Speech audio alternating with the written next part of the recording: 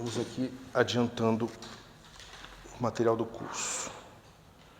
Bom, então a gente terminou a aula passada vendo o conceito de Wronskiano, né? Vocês têm alguma dúvida sobre isso? Alguma coisa que vocês queiram perguntar? É simplesmente uma medida da independência linear de um conjunto de soluções, né? Ou seja, a gente está trabalhando agora com o espaço das soluções associadas a esse operador aqui, né? Então você tem aqui uma F que pode pertencer a esse cara aqui, né? A SDP. E você quer medir se esses caras aqui são dependentes ou independentes linearmente, você pode usar o Wronskiano, tá certo? Bom, então, o que a gente vai fazer agora aqui é o seguinte. Nós vamos usar um método de classificação de pontos para a gente começar a encontrar as técnicas necessárias para calcular soluções explicitamente, tá certo? O conjunto de técnicas que a gente vai ver vai estar melhor. Vocês vão encontrar no livro base, tá? Que é o livro do Afkin, a 7ª edição, que foi aquela que eu instruí vocês lá no Classroom, tá? Você bota a data também, gente, por favor. Mas o livro do Bender e Orzag, que está lá também, ele é muito melhor. É um livro bem prático, ele tem um monte de exemplo resolvido. Então, assim, ele tem todos os passos para você resolver vários problemas, tá certo? Eu aconselho vocês olharem pelo menos os dois, tá? Mas se for olhar só um, eu preferiria que vocês vissem o Bender, porque o Bender é mais... Eu prefiro ele, certo? É mais profundo. Então, a gente vai fazer o quê? A gente vai classificar os pontos para a gente começar a ver como soluciona essas equações diferenciais, né? Então, a gente tinha visto o seguinte, que nosso operador dp é dado por isso aqui, dn dxn mais soma de L de 0 até n menos 1 de PL de dxL. Tá certo? Então, esse aqui é o operador diferencial que nós estamos trabalhando desde o começo dessa segunda parte do curso, né? E a gente vai começar a classificar. Como que a gente vai fazer isso? Nós vimos no passado que essas funções aqui precisam, né, devem ser C infinito. Né? A questão é, nem sempre isso aqui vai acontecer, tá certo? Na verdade, frequentemente os problemas mais interessantes isso aqui não vai acontecer, tá certo? Ou seja, essas funções não vão ser infinitamente diferenciáveis em todo o domínio. Às vezes elas vão ser infinitamente diferenciáveis em quase todo o domínio, exceto um ponto, tá certo? E geralmente esse ponto é associado ao problema de sistema de coordenadas que a gente estava falando agora há pouco.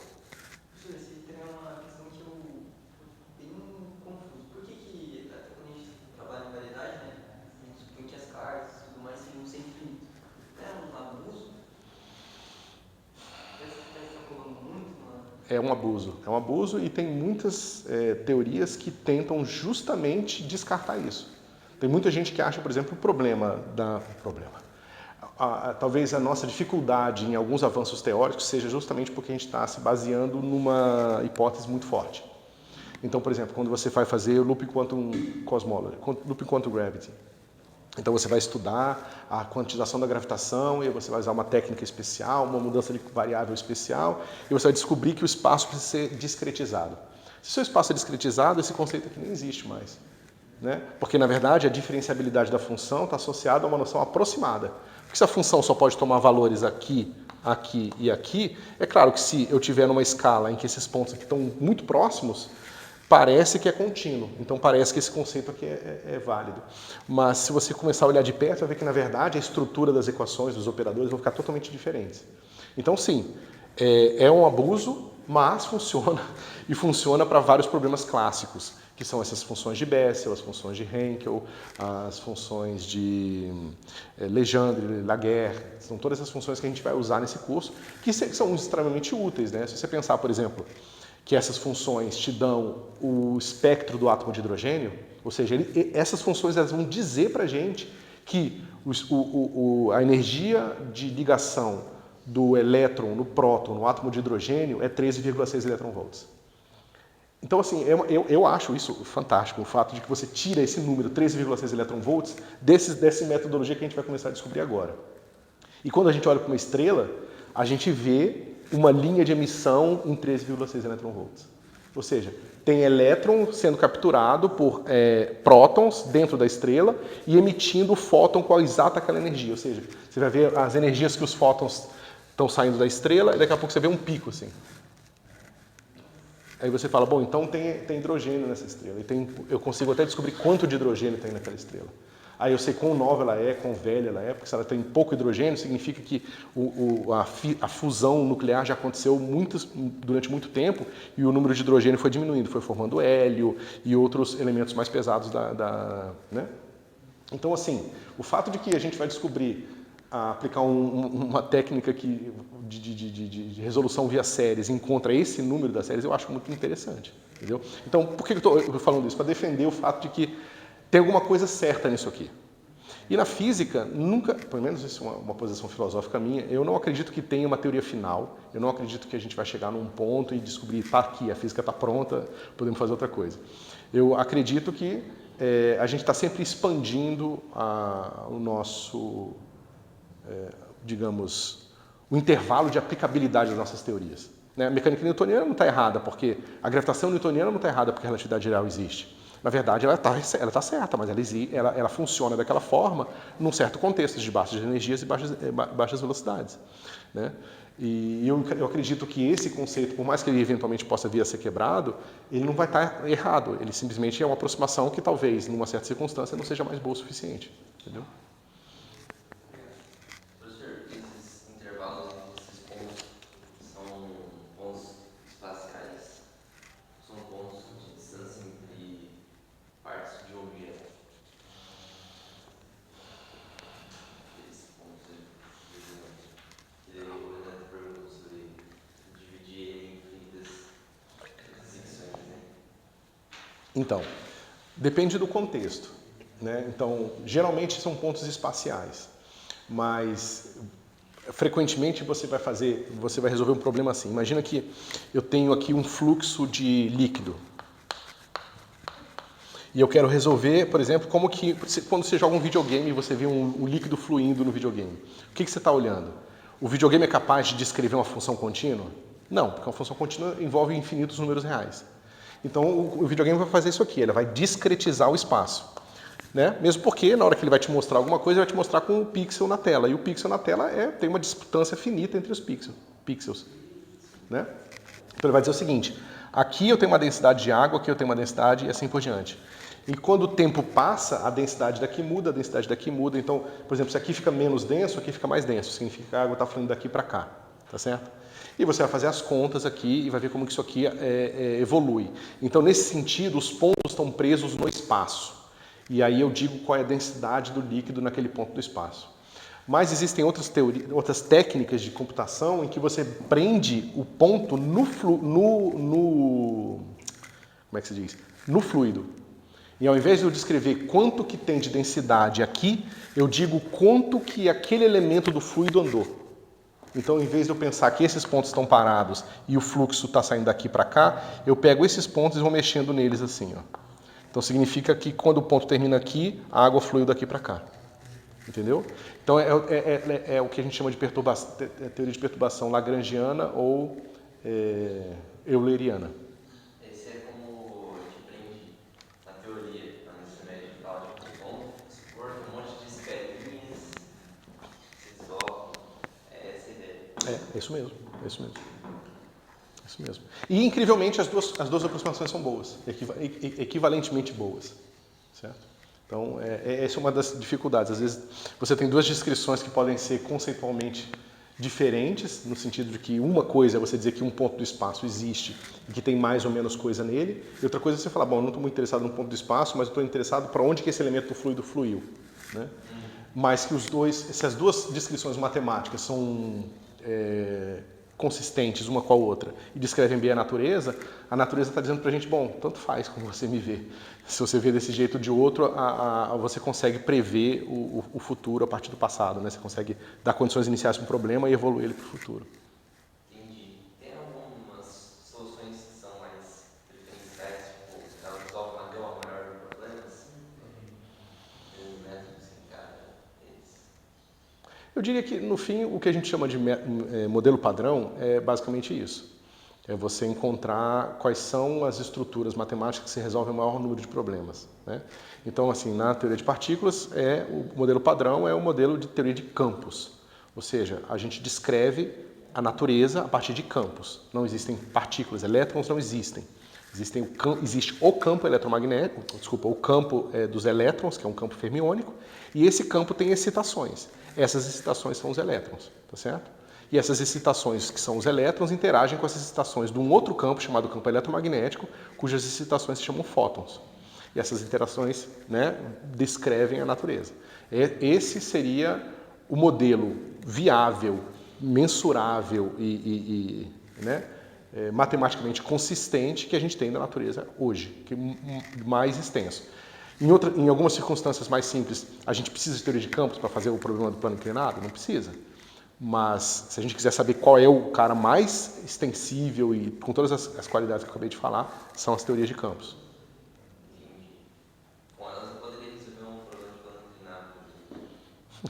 Você pode. Se você quiser, você pode publicar um artigo na Revista Brasileira de Ensino para mostrar como fazer uma coisa, né, mais simples da forma mais difícil. Que pode ter bastante utilidade. Na verdade, você pode aprender muito fazendo esse tipo de coisa. É bastante interessante. E o contrário também, né? Durante muito tempo, principalmente nos últimos 15, 20 anos, eu não sei se acontecia também mais no passado, mas as pessoas têm focado muito no que eles chamam de modelos análogos, né? Então, o que é o modelo análogo? Aquele negócio que eu estava falando para você. Você tem aqui o Laplaciano, né? O Laplaciano de φ igual a zero. Aí você sabe, bom, mas isso acontece no eletromagnetismo, mas também acontece na gravitação newtoniana. Então, eu posso fazer um sistema de gravitação newtoniana para imitar um sistema de eletromagnetismo. Então, as pessoas estenderam essa ideia. Então, por exemplo, um buraco negro. A gente não tem nenhuma expectativa de conseguir fazer um experimento com buracos negros, de verdade. Porque é muito difícil, tem muita... as escalas de energia envolvidas são totalmente fora do nosso alcance. Mas a gente pode tentar encontrar uma equação igual à equação que o buraco negro satisfaz, por exemplo, um fluido. Se a gente consegue fazer isso, a gente consegue também colocar as mesmas condições iniciais que levariam um buraco negro no fluido e ver o que acontece com o fluido. A gente olha, filma e vê o que está acontecendo. Esses são os modelos análogos, né? Que tem a ver tudo com essas coisas que a gente estava discutindo no começo da aula. Entendeu? Então, bom.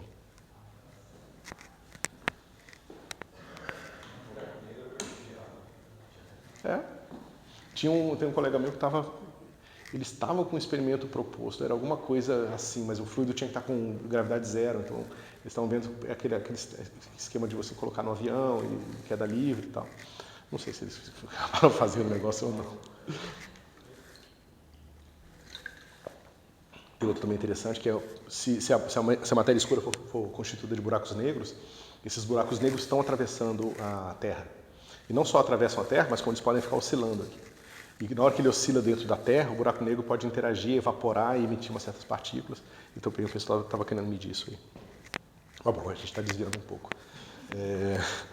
Vamos voltar aqui ao que nós estávamos fazendo. Bom, então a brincadeira toda é a gente tentar estender isso aqui, né? A gente tinha discutido esse caso, que é o caso em que a gente vai conseguir resolver essas equações aqui usando série de Taylor, né? Então a gente viu na prática como usar a série de Taylor de uma maneira um pouco complicada, porque envolvia aquelas funções S que não são nem um pouco simples de serem obtidas, né? A gente viu pelo menos que é possível fazer isso. O que a gente vai ver agora é uma série de técnicas para a gente conseguir, digamos, montar um algoritmo de solução, tá certo? Então, vocês têm que entender que quando vocês encontrarem assim, resolvi o problema e deu uma função esférica de Bessel. Por mais que isso tenha um nome, essa função em si, ela não é uma coisa simples de ser calculada, né? Se você pegar, por exemplo, há 50 anos atrás, acho que já é o suficiente. Não, um pouco mais talvez. 70 anos atrás, existiam uns livros que era só a função de Bessel da ordem 0 calculado quando R igual a 0,1. A função J é L1 quando R igual... e assim por diante. Ou seja, é um calhamaço de valores tabulados desse negócio aqui, que alguém calculou usando os algoritmos que a gente vai deduzir aqui. Então, quando o cara fazia engenharia 70 anos atrás, a gente pegar um livro desse, abrir e pegar o número e calcular e fazer conta e para ver quanto é que vai dar o resultado. Então, o que eu quero dizer com isso é que o que a gente vai obter é um algoritmo que te permite encontrar os valores dessa função. tá certo? E que esse algoritmo eventualmente precisa ser implementado no computador. Então, se vocês pegarem uma biblioteca de programação científica, vocês vão ver que funções de Bessel, de Henkel, funções esféricas, harmônicos esféricos, são todos já implementados lá. Mas que eventualmente vocês estejam trabalhando com um problema novo, vocês vão ter que resolver a equação na unha, né? Vocês vão ter que bolar um algoritmo viável, porque ele precisa ser... Você precisa, às vezes, resolver isso aqui bilhões de vezes. Então, se o seu algoritmo demorar 1 segundo para encontrar um valor da função de Bessel, tá errado, não vai fazer nada, entendeu? 1 bilhão de segundos é muito tempo. Então, você precisa de um negócio desse que vai ser executado em milésimos de segundo, né? Alguma coisa assim. Então, é isso. Bom, a gente vai dizer o seguinte, um ponto é dito ordinário se todas as funções PL forem analíticas em x0. Pessoal, esse aqui é o primeiro passo, tá? Toda vez que vocês... Essa parte do curso, que é razoavelmente longa, vai sempre começar assim. Eu vou dar uma equação diferencial para vocês e vou perguntar quais são os pontos ordinários, quais são os pontos singulares e assim por diante. Então, esse aqui é a primeira classificação, tá certo? É importante. Então, por exemplo, essa equação aqui.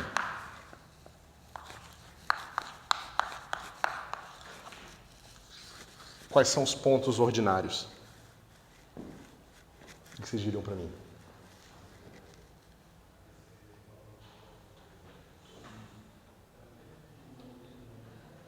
Tá certo, mas você sabe por que isso está certo?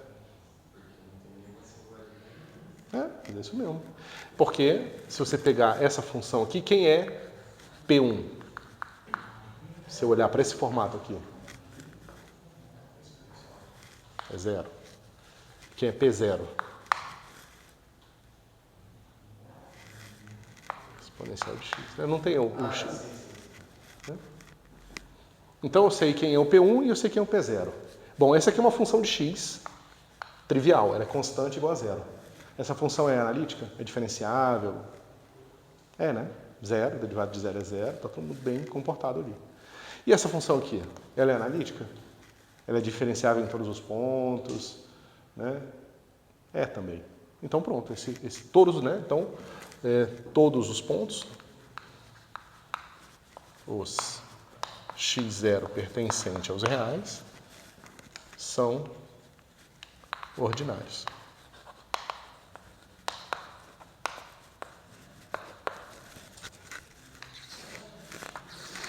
Certo?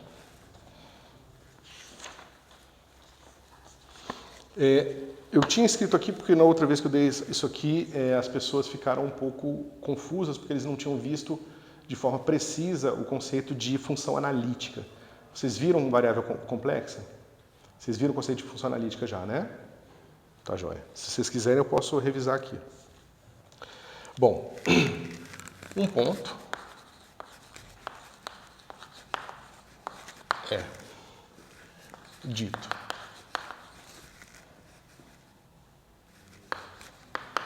singular, regular, se x menos x0, n menos l, PL,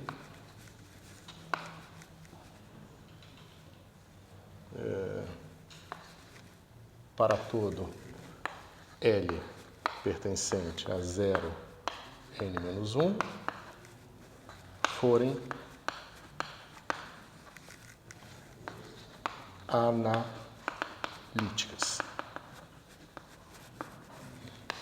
Bom, então aqui começa a complicar um pouco. Eu digo que um ponto é singular regular se essa função aqui para todos os L's, se essas funções aqui para todos os L's forem analíticas. Tá certo? O que isso aqui permite para a gente, pessoal, de diferente do que a gente tinha visto por um ponto regular?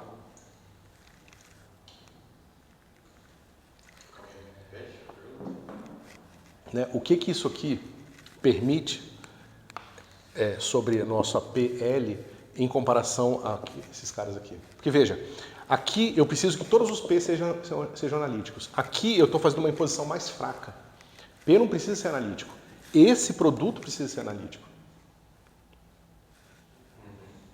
Tá certo? Peraí.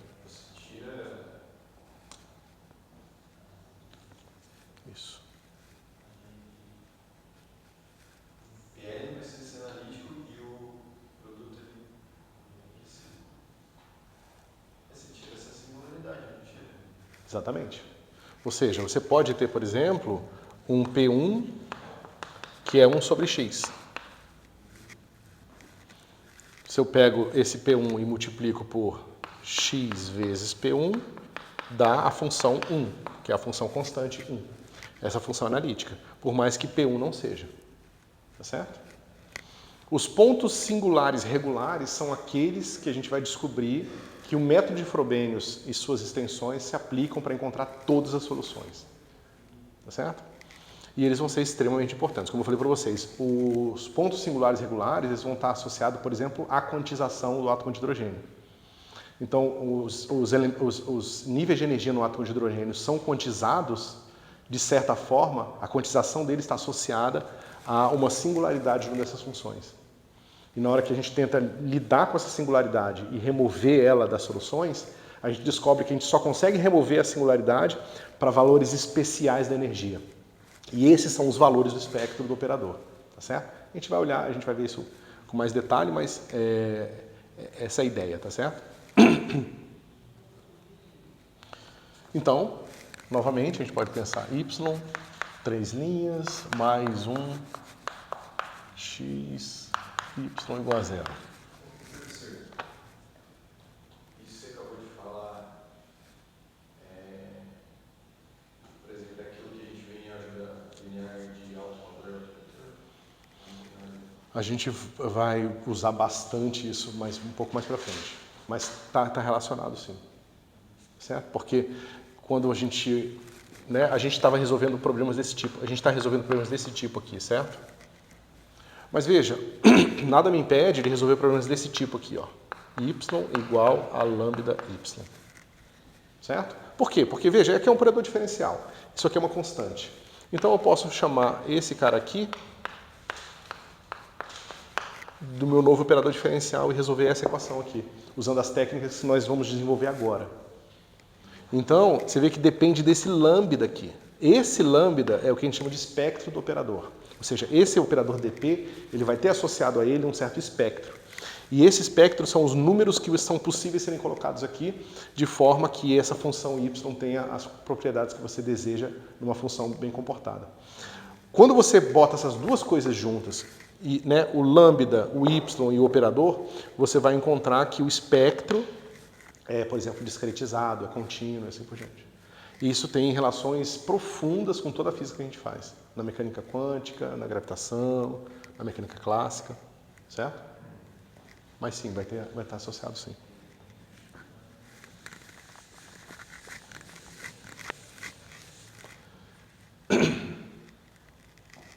E aí? Acho que faltou alguma coisa. Não. Bom, e aí, pessoal, como é que fica isso aqui? Esse cara aqui, x0 igual a 1, é o quê?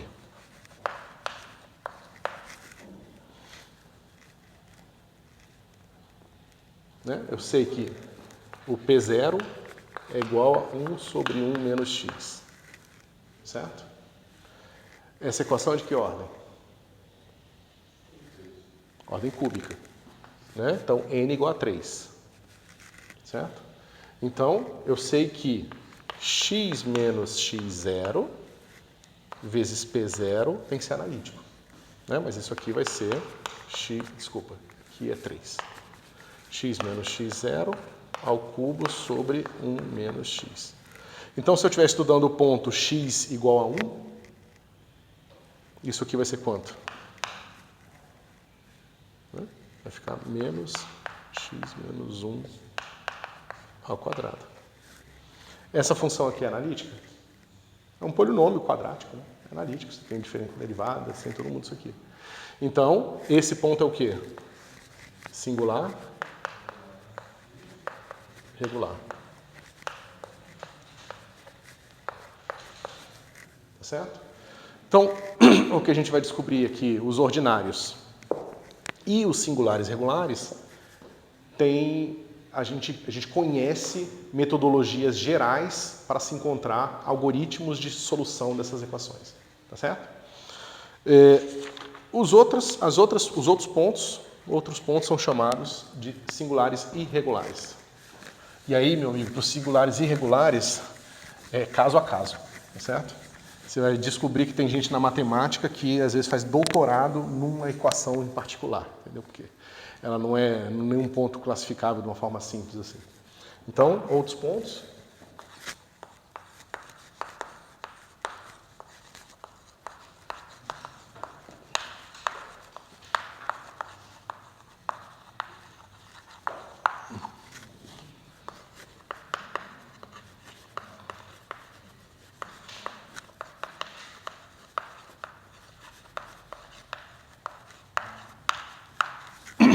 Então, ou seja, se ele não é se ele não é ordinário nem singular regular, ele é singular irregular. Na prática, nem a própria P, nem a P vezes essa função aqui, né, nem a P multiplicada por esses fatores aqui, são funções analíticas, tá certo?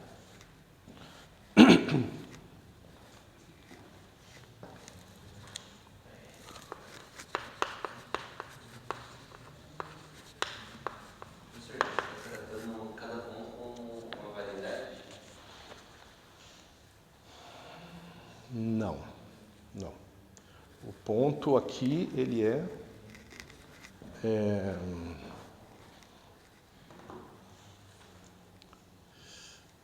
eu acho que não tem nada que a gente possa associar assim, diretamente com variedade ou qualquer coisa do tipo. É simplesmente um ponto do domínio da função. Certo? Então, vamos ver mais uns exemplos aqui. Esse exemplo aqui, eu quero que vocês me respondam. Ele é bastante importante, é uma das equações que a gente vai resolver. Diz aí para mim, pessoal. Como é que vocês tratariam esse problema se eu pedisse para vocês, por exemplo, classificarem os pontos? Eu dou essa equação diferencial para vocês e falo agora, classifiquem os pontos. Qual seria o passo 1? Identificar as funções. Isso. E quem são as funções? Isso. Mas esse cara aqui, ele está no formato canônico que a gente usa? O que eu preciso fazer? Isso. Então, o primeiro passo é esse. É você bota no formato canônico, sem se importar com possíveis singularidades aqui. Porque as singularidades aqui vão estar associadas justamente aos pontos serem singulares, regulares ou não. A gente vai ver isso. Então, aqui vai ficar assim, menos y sobre... O formato canônico é aquele que eu comecei a falar para vocês lá no comecinho. Você pega a equação diferencial, ela pode ou não ter uma função multiplicando a sua derivada de maior ordem, e você divide por essa quantidade aqui, para que o fator que multiplica o y com a maior derivada seja sempre igual a 1. Esse é o formato canônico. É só isso. Tá certo? Agora sim, quem é P1? 1 sobre x. E P0?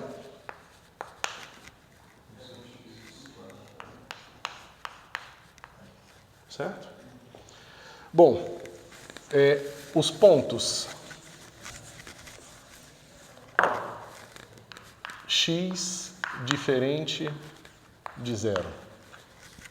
Não, por que eu fiz tão complicado? X diferente de 0. Né? Esses pontos aqui são o quê?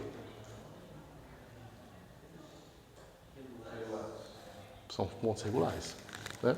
Nesses pontos, essas funções, por mais complicadas que sejam, são bem comportadas. Tem derivadas, você pode calcular tudo direitinho, pode mostrar que é analítica, naquele sentido que vocês viram lá atrás, tá certo? E no ponto x igual a zero, né? x0 diferente de zero e x0 igual a zero. Nesse ponto aqui, o que eu tenho? É regular ou irregular?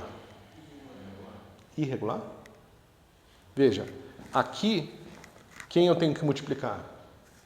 A potência é 2 menos 1. É 1. Então, se eu multiplicar esse cara aqui por x, resolve. Fica analítico. E nesse cara aqui, eu tenho direito de multiplicar por quem? 2 menos 0. E aí fica 1 também aqui. Tá certo? Então, é singular regular. Certo?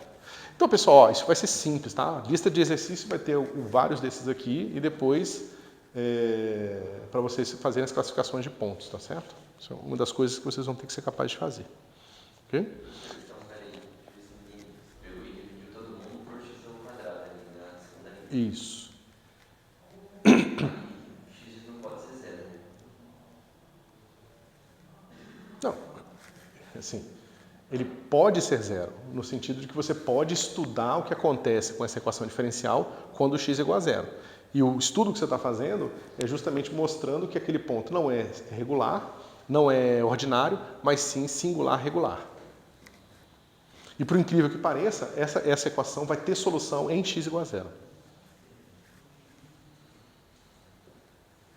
Por mais que os coeficientes divirjam, você pode, né, não é difícil você imaginar que o coeficiente divergir só é um problema se essa função não for para zero junto.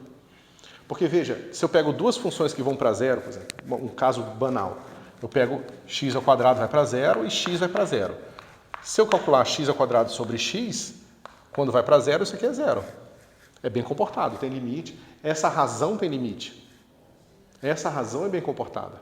E para a equação diferencial funcionar, basta que essa razão seja bem comportada. Tá certo?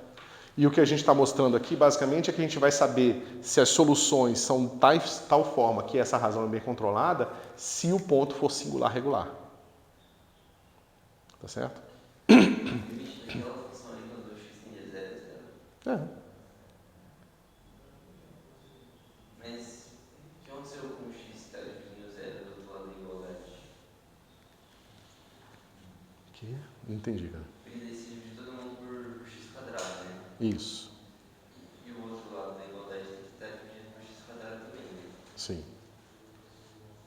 Aí, quando você coloca x igual a zero, como é que vai ficar o lado direito? Vai ficar o lado direito.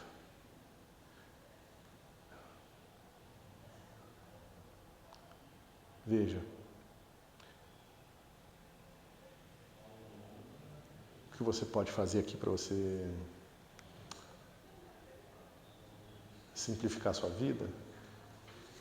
Você pode pensar que, bom, você pode regular o lado direito, no sentido de que você pode falar que o lado direito é epsilon, por exemplo, quando você dividir por x, desculpa. Quando você dividir por x quadrado, que vai ficar epsilon sobre x quadrado, tá certo? E quando você tomar o limite, você bota essa função aqui como uma função de x, tá certo? E aí você bota o limite para essa função de forma que essa função vai mais rápido que essa aqui para zero. Por exemplo, esse cara aqui pode ser, vou botar um epsilon zero, uma constante, tá certo? E aqui x à terceira, ao cubo, tá certo? Aqui, quando eu fizer isso aqui, vai ficar assim, x ao cubo. Eu posso até botar x quadrado para ficar só epsilon zero, tá certo? E aí eu vou ter esse cara aqui. Aí eu tomo o limite de epsilon indo para zero. Tá certo? Algumas situações nesse tipo de... Quando você se encontra numa situação dessa, você tem que pensar se aquela equação faz sentido num certo limite. E é isso que eu estou tentando mostrar para você, que você pode regular o lado direito aqui. Porque a sua dúvida é, bom, tudo bem, eu posso dividir zero por um número finito, mas eu não posso dividir zero por zero. Né? Então, como é que eu posso dividir por x quadrado? Né?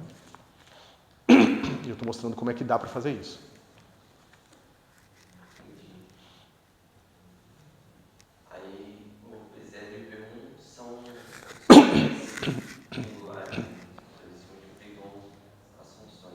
Isso, porque veja, a gente viu aqui que a gente tem uma coisa, a nossa liberdade é assim, ó, x menos x0 vezes P1 e x menos x0 ao quadrado vezes P2. Mas como a gente está estudando o ponto x igual a zero, então a gente tira esse cara daqui e tira esse cara daqui. Bom, mas isso aqui é igual a 1 e esse cara aqui é igual a menos 1. Quando você estiver estudando o ponto x, claro. Né? O x0 igual a zero, desculpa. E, então, bom, aqui é uma função analítica, acabou, seu problema está resolvido. Tá? E o que a gente vai fazer daqui para frente é mostrar que, provar, né, os teoremas de Frobenius. Na verdade tem outro nome, esqueci o nome. É outro cara, o teorema de... Esqueci. Bom, a gente vai mostrar que no caso geral a gente vai ter soluções da seguinte forma.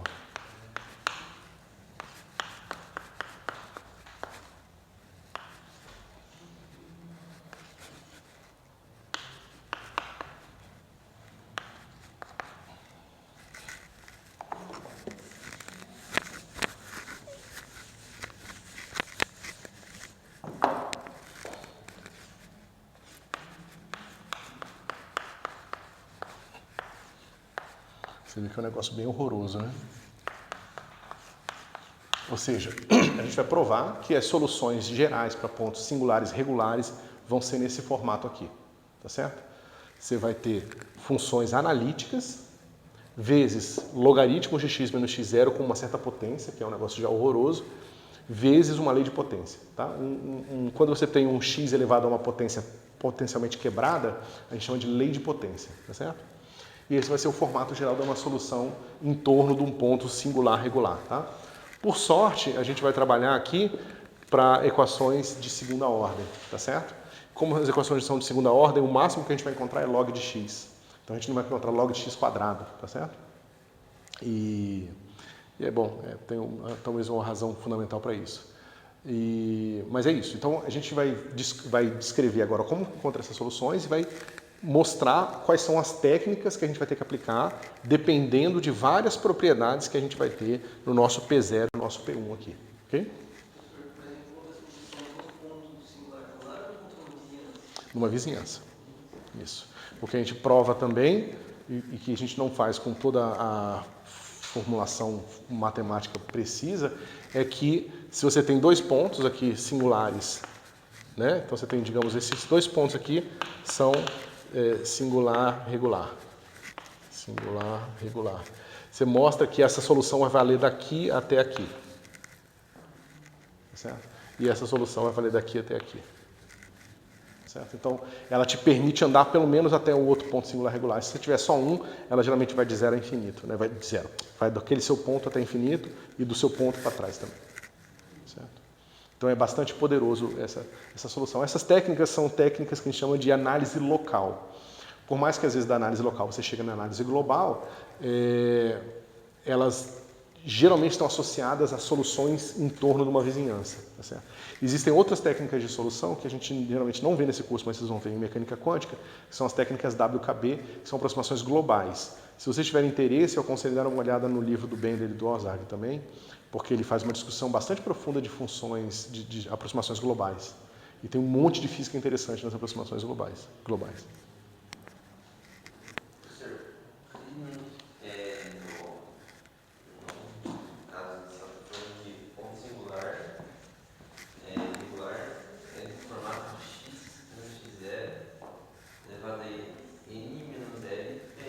Isso. X. O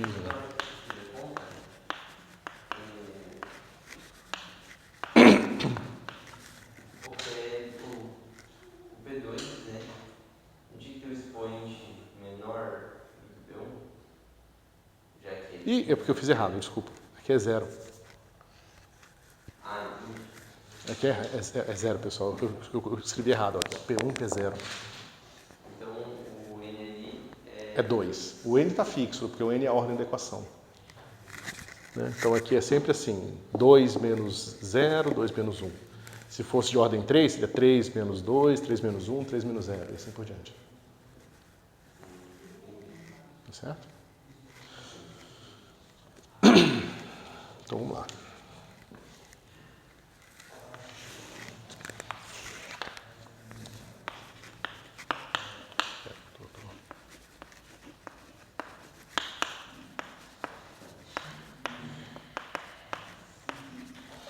Método de Frobenius. Então, a gente vai trabalhar aqui com equações de segunda ordem, tá, pessoal?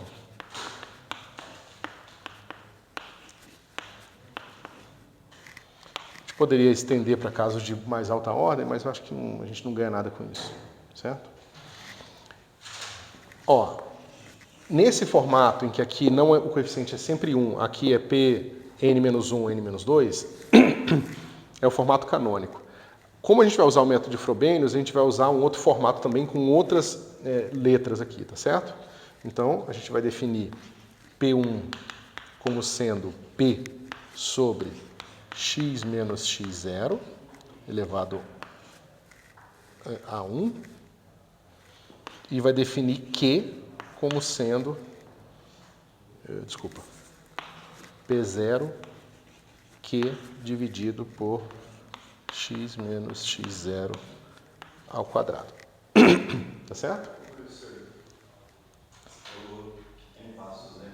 Então, o primeiro passo é escrever na forma canônica, depois achar os pontos, segundo passo. Isso. Terceiro é aplicar o método. O terceiro já é aplicar o método. Isso. A gente vai estudar como que a gente aplica ele. Tá certo? Então, o primeiro passo para estudar o método é o seguinte. Eu sei que isso aqui é analítico. Né? Se eu sei que esse cara aqui é analítico, eu vou dar um nome para ele. Então, no caso das equações de segunda ordem, o nome que se dá, que você vai encontrar nos livros, todos, é esse aqui. Você vai chamar esse cara aqui de P, né, quando for 1, e vai chamar o cara que está multiplicado pelo quadrado de Q. Certo? Notem uma diferença importante. Aqui, a equação escrita dessa forma, ela meio que é independente do ponto singular regular, certo? Quando você está vindo para esse formato aqui, você está escolhendo o P e o Q para já um ponto x0 específico. Então, por vezes, vocês vão ter que resolver a mesma equação diferencial em dois pontos singulares diferentes. Então, é claro que quando vocês forem usar o primeiro ponto, vocês vão usar o x0 daquele primeiro ponto, singular regular. E quando vocês forem resolver o próximo ponto singular regular, vocês vão botar o valor aqui de x0 associado ao segundo ponto singular regular. Tá certo? E aí, claro que isso vai te dar funções P e Q diferentes. Tá certo? Mas é só uma questão de definição, porque uma vez que eu faço isso, eu sabendo que essa função é analítica e sabendo que essa função é analítica, eu posso expandir ela em série. E basicamente o método de Frobenius nada mais é do que pegar todo mundo que está aqui e expandir todo mundo em série. E aí fazer um monte de produto de somatório complicado e reorganizar todos os coeficientes dos somatórios. Tá certo? Então, esse é o trabalho mais mecânico que a gente precisa para resolver os problemas desse curso. Certo? Professor, vamos saber quando olhar uma função de por número de dedo, tipo, y duas linhas mais 4y mais 1y. Eu saber que esses números vão ser P1 e P0. Quando eu deparar a função. Eu não entendi a sua pergunta. Porque ele parece que ele está fazendo na ordem inversa do outro problema, né? Ele no outro problema ele deu uma função. E nesse ele deu valores pontos, né? Então são números. Não, isso aqui são funções, cara. Ó, isso aqui, a definição está aqui, ó. P está definido como sendo x menos x0, que é uma função de x, vezes P1 de x. Certo? E Q está definido como x menos x0 ao quadrado, P0 de x. São funções, ó. Mas que, pela classificação dos meus pontos, essas funções são garantidas, né? Nós estamos garantindo que elas são analíticas. Ou melhor, a gente está tratando os casos onde essas funções são analíticas. Ela está multiplicando.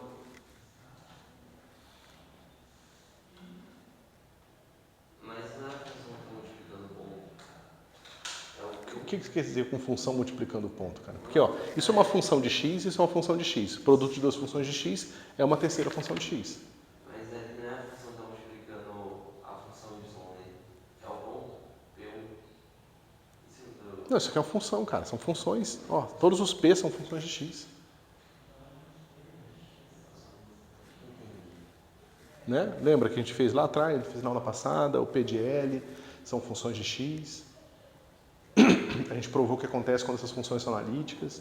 A gente mostrou que a gente pode fazer aquela técnica de sair derivando e substituir a equação diferencial, deriva, substitui a equação diferencial, reagrupa todo mundo e mostra que é um espaço vetorial de dimensão n e assim por diante. Esses caras são todos funções. P1 e P0 não são ponto, não é um ponto P1 e ponto P0. É uma função aqui. Tanto que nos exemplos que a gente está vendo é claramente 1 sobre x é uma função, não é um ponto. 1 sobre x menos 1 sobre x quadrado é outra função.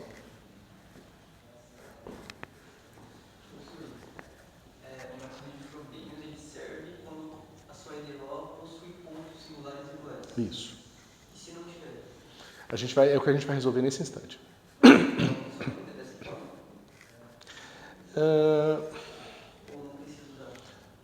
Não precisa, mas do ponto de vista de economia de memorização, se você memoriza o método de Frobenius, você consegue aplicar em todo mundo. Porque esse P e Q eles são construídos justamente porque a sua ideola possui pontos singulares regulares. Isso, exatamente. Exatamente. Não, você pode decorar duas fórmulas. A gente vai fazer a fórmula para o caso em que esse P1 e P0 já são analíticos, tá certo? Mas a gente vai mostrar que quando não forem, né, no sentido de Frobenius, então a gente precisa que P e Q sejam analíticos. A gente consegue encontrar a fórmula para os dois. Mas a vantagem de Frobenius é que ele vale também para o caso anterior. Mas o caso anterior claramente não vale para o caso de Frobenius. Mas aí vai do seu gosto, né? Bom, então a gente sabe que se é o caso mais simples agora, P1 e P0 são analíticas, a gente mostrou que Y vai ser analítico. Mas se Y é analítico, basicamente significa que eu posso escrever Y assim.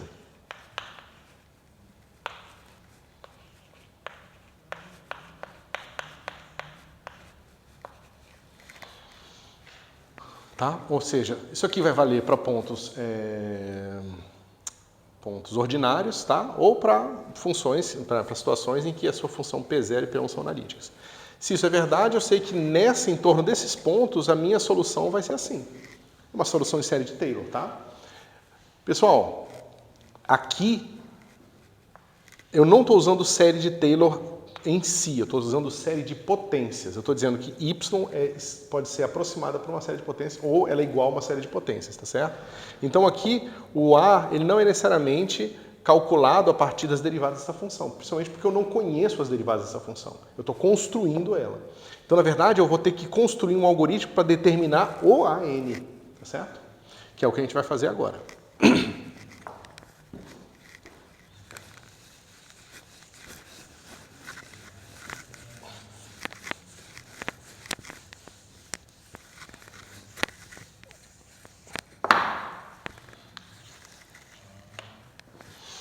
Então vamos lá. Como é que fica a minha equação se eu substituir aqui? Né? Se eu substituir essa expressão aqui.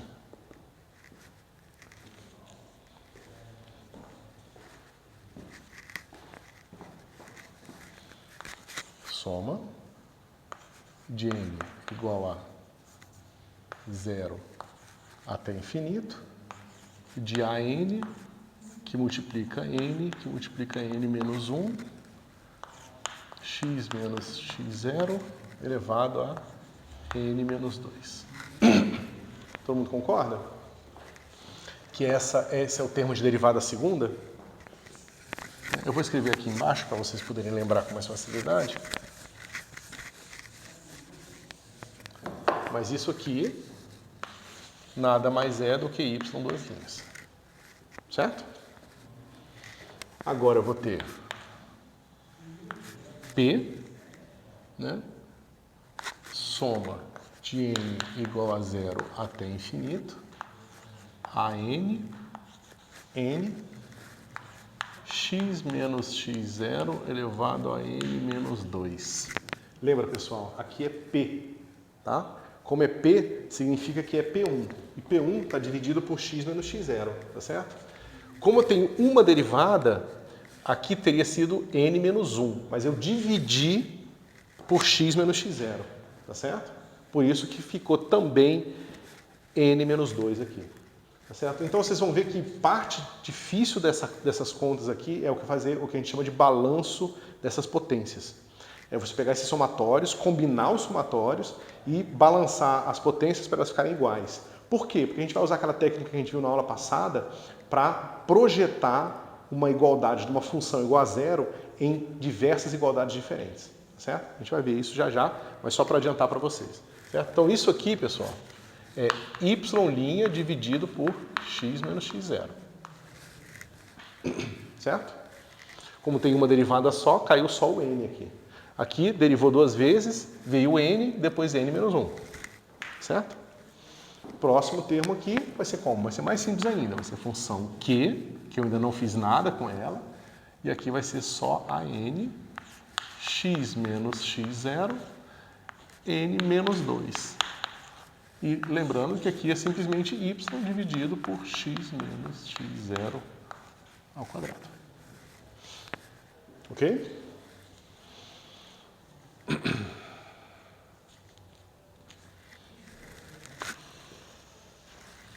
Pessoal, esse aqui é o passo 1, tá? Vocês têm duas opções nesse curso, e eu já vi que tem alunos que gostam de uma e tem alunos que gostam de outra. Então eu preciso explicar para vocês a vantagem e desvantagem de cada uma delas. Vocês podem não memorizar as fórmulas e aplicar essa ideia toda vez que vocês forem resolver um problema, tá certo? Eu adianto para vocês que é um método mais difícil, tá certo? Eu aconselho vocês refazerem essas contas que eu estou fazendo aqui, para vocês entenderem a fórmula e saberem aplicá-la. Porque se vocês forem deduzir a fórmula toda vez que vocês forem usar, vocês vão ter muita dificuldade. Por exemplo, numa prova, vocês vão gastar 10 vezes mais tempo para fazer um exercício. Entendeu? Então é importante que vocês entendam a dedução e que, ao entender a dedução, vocês memorizem a fórmula final. Tá certo? E claro, que saibam rededuzir, porque às vezes esquece e vai ter que rededuzir mesmo. Ok? Bom, se, né, como que é que e P são analíticas, eu posso escrever Q igual a soma de n de 0 até infinito de Qn x menos x0 elevado a n, né? Peraí. Por que eu falei isso aqui? Então já vamos lá. Tá? E P também é analítico.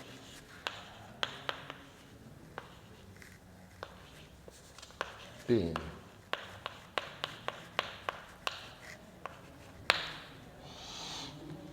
Bom. Ali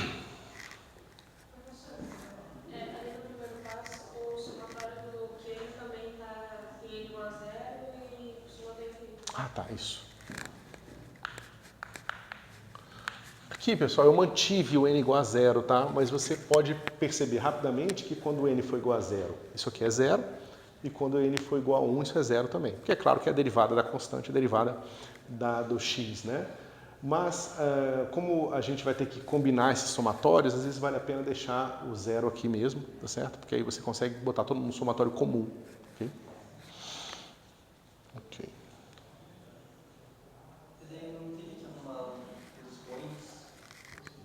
Sim, a gente vai ter que mexer em tudo. Sim, sim.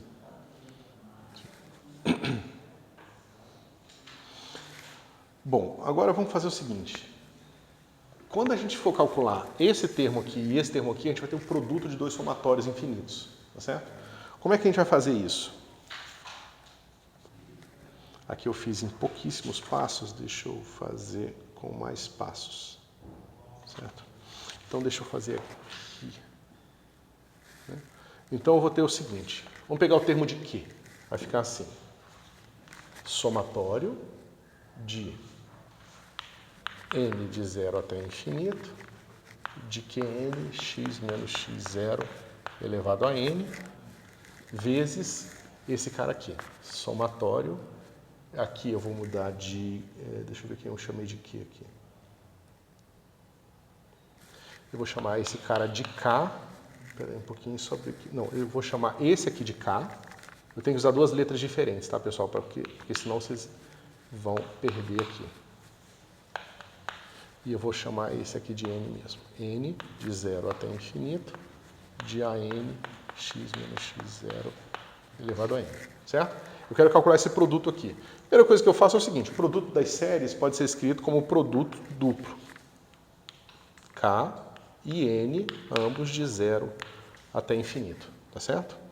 E aqui eu vou ter o seguinte, eu vou ter que K a N x menos x0 elevado a K mais N. Todo mundo entende isso aqui, pessoal? Isso aqui é simplesmente o que o pessoal chama de chuveirinho ou distributividade, tá certo? Eu pego todo mundo com todo mundo. Por isso que agora eu tenho um somatório duplo aqui. Esse somatório duplo aqui, pessoal, é só uma notação compacta para isso aqui, tá? 0 até infinito, n igual a 0 até infinito. A gente está supondo que essas funções são analíticas, então a gente está supondo que essas séries convergem.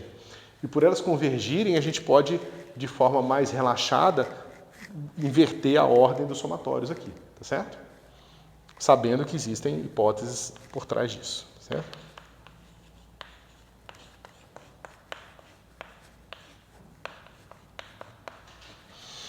A questão é a seguinte, pessoal.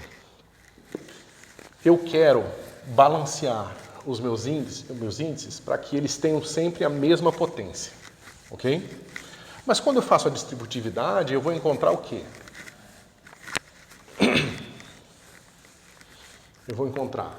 Eu vou ter a potência 0 com 1, vai dar 1. Eu vou ter a 1 com 0, também dá 1.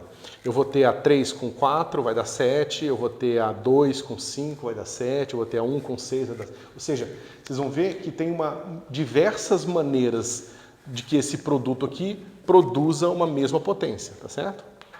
Que é dado por esses dois números aqui. Mas como eu vou querer fazer, tá vendo? Aqui não tem essa brincadeira, aqui só tem esse expoente, n menos 2. Aqui, depois que eu fizer o meu produto, vai fazer essa bagunça toda aqui e vai sobrar um expoente aqui, k mais n menos 2, alguma coisa assim. E aqui também, tá certo? Só que eles vão ser expoentes diferentes, mas eu quero agrupar todo mundo que multiplica o mesmo expoente. E por que eu quero fazer isso? Por causa disso aqui. Porque eu sei que d dx, L vezes de x menos x0 elevado a n, tomado em x igual a x0, é igual a delta de L e N. Opa.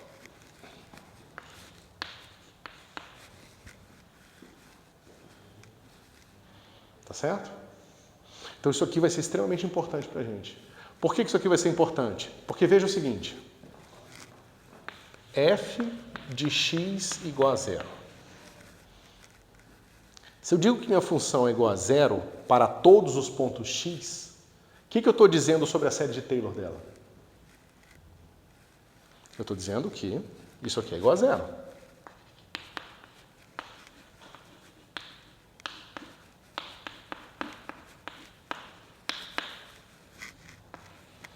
Certo? Mas como é que eu digo como é que eu provo que isso ser igual a 0, que é equivalente a isso ser igual a 0, implica que todos os ANs individuais têm que ser igual a 0? Porque você poderia muito bem encontrar uma combinação especial desses termos do somatório com os ANs diferentes de 0, de forma que eles sejam, que a soma seja 0. Né? Então, assim, será que eu não poderia, como tem infinitos termos, será que eu não poderia sempre combinar uns ANs diferentes e mostrar que eles, né, vão sempre se combinar e dar 0 para todos os valores de x?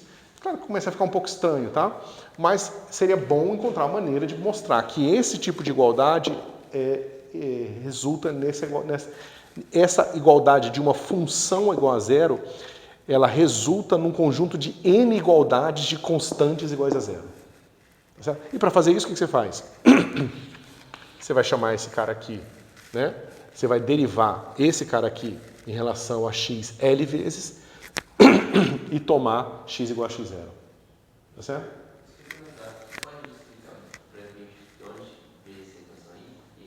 Qual a equação? Essa da derivada? É o cálculo. A gente calculou isso na aula passada e eu estou mostrando isso aqui para vocês de novo. Isso aqui é só você calcular essa derivada L vezes e você vai ver que dá isso aqui. Se você deriva mais vezes do que você tem potência, dá zero, porque a derivada de uma constante é zero. E se você deriva menos vezes, vai dar x menos x0 com alguma potência positiva. Quando você manda x igual a x0, vai para zero. Mas se você deriva exatamente o número certo de vezes, dá uma constante. Quando é uma constante, você pode mandar x igual a x0 que não vai para zero. Por isso que vai ser uma delta de Kronecker de Ln. Significa que esse cara aqui ele só é diferente de zero quando o número de derivadas é igual ao número da potência.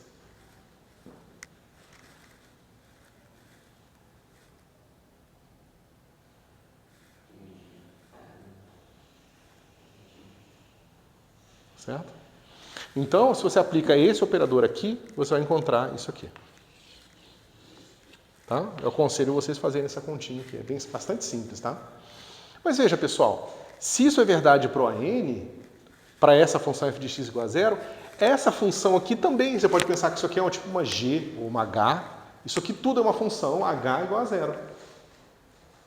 Se eu conseguir balancear todas as minhas potências aqui para encontrar os coeficientes que as multiplicam, eu vou encontrar uma combinação especial dos coeficientes, que seriam como esse A aqui, que precisam ser zero.